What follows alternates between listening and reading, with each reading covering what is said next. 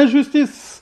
Industrie chimique du Sénégal contre les populations de Tobène. Après Sedima contre les populations de Dengueler, l'histoire se répète. ICS prive les paysans de Tobène de leurs terres. 6 hectares entre les mains de l'ICS pour un prix indécent proposé aux populations de Tobène. Ces dernières ne se laissent pas faire. Elles ont fait face aux forces de l'ordre. 26 personnes arrêtées. 35 organisations exigent la libération de ces personnes arrêtées. Suite à un barème de compensation proposé, les populations se sont opposées à la proposition du ministre de l'Intérieur. Les villageois opposés ont été tout simplement arrêtés. Mais quelle injustice! La rupture du contrat Akilee-Sénélec, une décision juste qui préserve les intérêts des travailleurs, des consommateurs et du Sénégal, commente le secrétaire général du syndicat unique des travailleurs de la Sénélec, Habib Aïdara. Il s'agissait d'un contrat de fourniture de compteurs intelligents en exclusivité à hauteur de 187 milliards. Un contrat jugé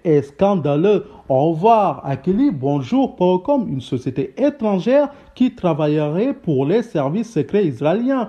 Et oui, c'est la fin de notre souveraineté énergétique. Omar Faye du mouvement Léral Askanui met en garde, il n'est pas question d'écarter Akilee au profit d'une société étrangère israélienne. Akilee ou Porcom, en tout cas, Akilee lâche pas l'affaire. La société demande 1 milliard de dédommagement. Les comptes de la Sénélec bloqués, les Sénégalais vont en payer les conséquences. Rupture de la fourniture d'énergie. Mais quelle injustice! Gestion de la pandémie quand les priorités sont oubliées.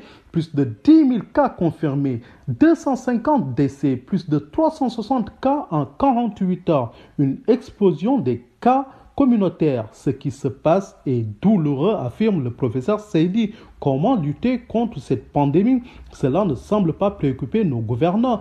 1 milliard de subventions à l'hôpital d'Al-Diam pour des constructions, alors que l'urgence est la lutte contre la pandémie. Tenez-vous bien, l'hôpital ayant coûté déjà 50 milliards de francs CFA n'a pas encore de bloc opératoire. Des milliards et des milliards pendant que le pauvre Gorgolou est incapable de s'acheter des masques. Quelle injustice!